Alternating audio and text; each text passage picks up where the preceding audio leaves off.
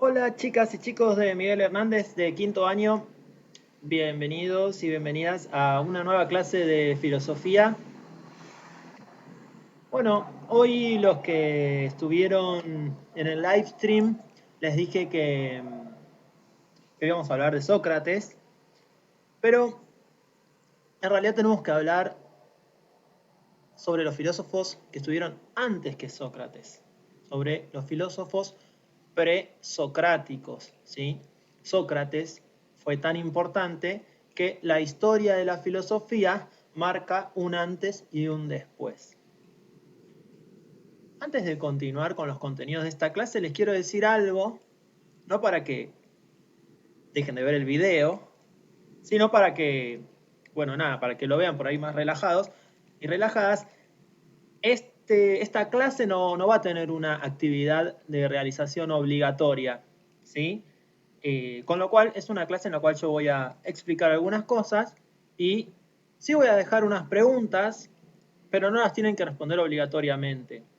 Quienes las respondan o quienes se animan o quienes se animen a hacer alguna pregunta sobre el tema van a tener puntos extras como si fuera de trabajo en clase. Pero los que no tengan ganas pueden simplemente ver el video, tratar de entender lo que explico y seguir con su vida de cuarentena. Eh, Bien, entonces vamos a hablar de los filósofos presocráticos, ¿sí? Los filósofos presocráticos son conocidos como los filósofos de la naturaleza. ¿Por qué los filósofos de la naturaleza? Bueno, porque hace 500 años, más de 500 años, o sea, 500 antes de Cristo, la mayoría de estos filósofos estaban en lo que hoy sería Grecia o Asia Menor, ¿sí? Lo que se preguntaban eran cuestiones que tenían que ver con la naturaleza, ¿sí? Se preguntaban, por ejemplo, de dónde surgía todo lo que había en el mundo, ¿sí? Ya había una explicación para eso que daba la religión, de los dioses. Bueno, ok, pero estos filósofos querían ir un poco más allá de esa respuesta y querían, a través de la razón, dar otras explicaciones posibles. El primer filósofo presocrático que vamos a ver, el primero de los filósofos de la naturaleza, es este señor que vemos acá repetido muchas veces, que es Tales de Mileto. ¿Sí? Tales es un nombre y Mileto es la colonia griega en Asia Menor donde vivía este man. Bueno, lo primero que quiero que entiendan, por lo menos con los tres primeros, vamos a ver varios filósofos en esta clase. Lo primero que quiero que entiendan es que los primeros tres filósofos planteaban que todo surgía de algo, de un elemento de la naturaleza. Tales, de Mileto, decía que todo lo que existía provenía del agua, ¿sí? El elemento o la materia primaria para todas las demás cosas era el agua, o el punto de partida para todas las demás cosas era el agua. ¿En qué se basaba Tales para decir esto? Bueno, nosotros en primer año vimos, cuando vimos en historia Egipto, vimos que todo giraba alrededor del río Nilo, ¿sí? De que cuando el río crecía había prosperidad para todo Egipto y se podían alimentar a través de la agricultura, y cuando había sequía era un gran problema.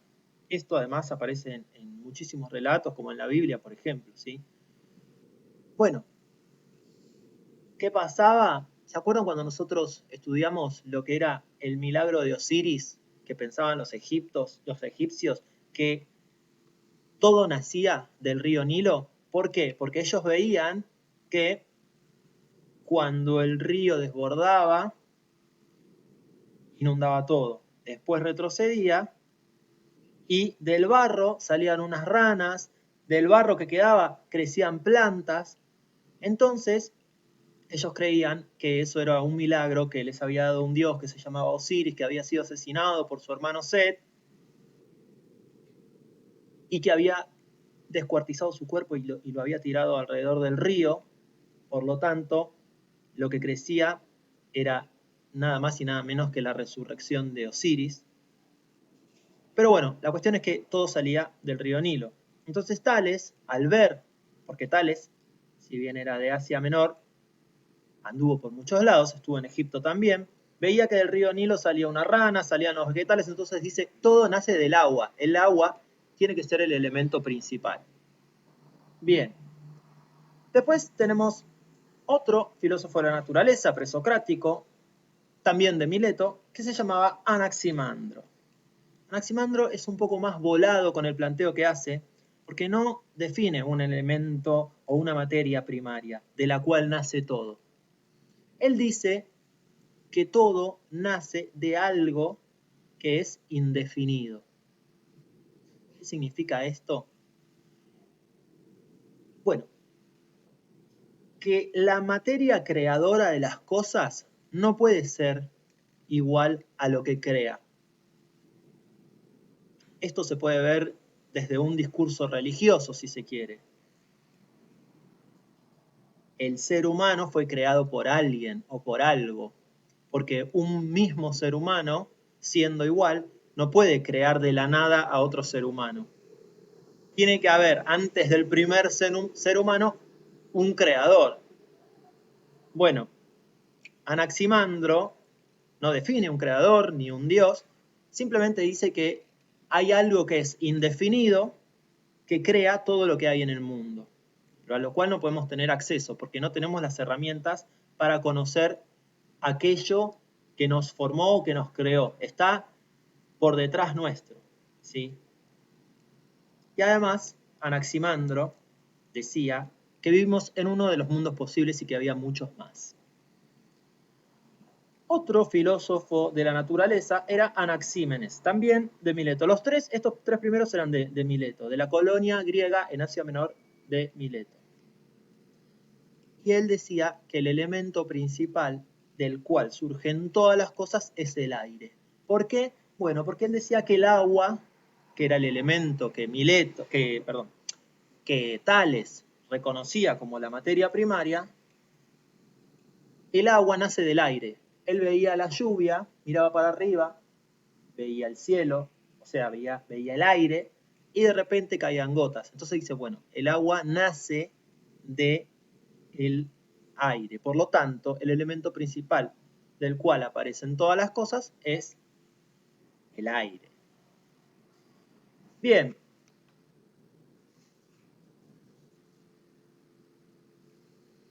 Toda esta situación de definir un elemento nos presenta un problema que es el problema del cambio, ¿sí? Cómo algo se puede convertir en otra cosa. Cómo el agua se puede convertir en aire, cómo el aire se puede convertir en materia o en tierra, o cómo se puede convertir en fuego. Y ahí aparecen otros dos filósofos muy importantes. A ver, ¿por qué digo el problema del cambio? Porque si Tales dice que del río Nilo sale una ranita porque la ve crecer de ahí, ok, pero en el momento que era agua, ¿cómo hizo para transformarse en una rana? Bueno, eso es lo que trata de explicar otro filósofo presocrático que se llama Parménides, se llamaba, bastante muerto está. Y Parménides dice que nada cambia en realidad, que todo lo que hay existió siempre y es eterno, ¿sí? Nada puede surgir de la nada, decía Parménides. Nada se puede convertir en algo distinto a lo que ya es. ¿Qué quiere decir esto? Nosotros vemos que hay bichos que me vuelan en la cabeza, pero no voy a detener mi relato. Opa. Nosotros vemos que las cosas cambian en la naturaleza, pero en realidad son engaños de nuestros sentidos, ¿sí? La única que nos puede liberar de esos engaños es la razón. Por eso se dice que Parménides fue el primer racionalista, ¿sí? El racionalismo es una corriente filosófica que es muy importante y que marcó muchos cambios en la historia, incluso política de las sociedades, ¿sí? Comenzó, y además permitió desarrollar la ciencia, por ejemplo. Empezó con Parménides. Los sentidos nos engañan, la razón es la que nos puede acercar a la verdad, ¿sí? Bien, vamos a ver otro filósofo que se llama Heráclito, que decía totalmente lo contrario que Parménides. Parménides decía que nada cambiaba, que los sentidos nos hacían pensar que las cosas cambiaban, pero que en realidad, perdón, yo les quería mostrar las imágenes de los filósofos. Bueno, acá está Anaximandro, que ya hablamos. Acá está Anaxímenes. Anaximandro era el que hablaba de lo indefinido. Anaxímenes, el que definía el aire como elemento principal. Parménides, el que dice que nada cambia en realidad, que nuestros sentidos nos engañan. Y Heráclito, el que estamos viendo ahora, es el que dice todo fluye constantemente. El rasgo fundamental de la naturaleza es el cambio. El cambio es lo único que permanece. ¿Qué quiere decir con esto? Bueno, lo ilustra con una frase muy conocida, ¿sí? Que es un hombre o una mujer, un ser humano, una persona, no puede descender 2 veces a un mismo río. ¿Por qué? Porque ni el río ni el hombre o la mujer van a ser el mismo. ¿Qué quiere decir esto?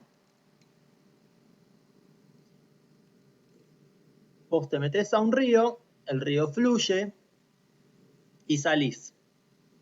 Y después te volvés a meter al mismo río, listo. ¿Por qué no? Heráclito, ¿qué te pasa? Bueno, él decía que no. Que vos al salir del río podés volver a meterte, pero cuando volviste ya no sos igual. Cambiaste en algo. Y el río, que fluye constantemente, está cambiando todo el tiempo, ¿sí? Así que decía que esa era la esencia de la naturaleza. Bueno, esos cambios también estaban vinculados a contradicciones, ¿sí? Dice que el mundo está, Heráclito, dice que el mundo está caracterizado por constantes contradicciones. Salud, enfermedad, alegría, tristeza, bien, mal, guerra y paz. Y así todas las contradicciones que puedan imaginarse ustedes. Decía que es muy importante esa contradicción que está presente en el mundo para que podamos valorar las cosas. Y ahí hay una idea interesante, ¿sí? Para pensar esto de, bueno, si yo nunca me enfermo, si estoy todo el tiempo bien, me siento bien, no voy a decir, ay, qué bueno que es sentirse bien. Bueno, ahora, si me enfermo, sufro y me voy recuperando de a poco y después quedo nuevamente saludable, voy a haber experimentado lo importante que es estar bien. Me parece interesante pensar, por ejemplo, en este contexto en el que estamos ahora, con esta situación bastante particular, que es la del COVID-19, como para valorar cosas que por ahí antes decíamos, bueno, esto no me importa demasiado, y ahora que no podemos hacerlo es como que, bueno, aprendimos de algún modo a, no sé, a valorar lo que es caminar por la calle un día soleado, o pasear, o ver a nuestros amigos, o incluso ir al trabajo, o ir a la escuela, que antes decíamos, qué hincha huevos. Bueno, por ahí no es tan malo como lo pensábamos, ¿sí? Bueno, entonces él hablaba de estas contradicciones que hay en el mundo constantemente. Y decía que era tan importante esa contradicción porque si no existiese esa contradicción constante, el mundo dejaría de existir. Dice que era fundamental para que el mundo funcione y se ponga en marcha. ¿Qué más de Heráclito? Bueno, al haber tanto contraste, también hay multiplicidad de opiniones sobre los distintos temas, decía Heráclito. Pero a la vez hay una verdad que es universal, y a eso lo llama logos. ¿Sí? Logos en filosofía, sobre todo en filosofía antigua y en filosofía griega, significa muchas cosas. Puede significar Dios, puede significar razón, puede significar verdad, ¿sí? Es de alguna manera lo que busca la filosofía, encontrar ese logos, ¿sí? Bien, entonces podemos ver que hay una contradicción justamente entre lo que decía Parménides, que nada cambia, que todo existió siempre de la misma manera, pero que los sentidos nos hacen pensar que las cosas cambiaron, y por otro lado, Heráclito diciendo todo lo contrario, todo cambia todo el tiempo. ¿Sí?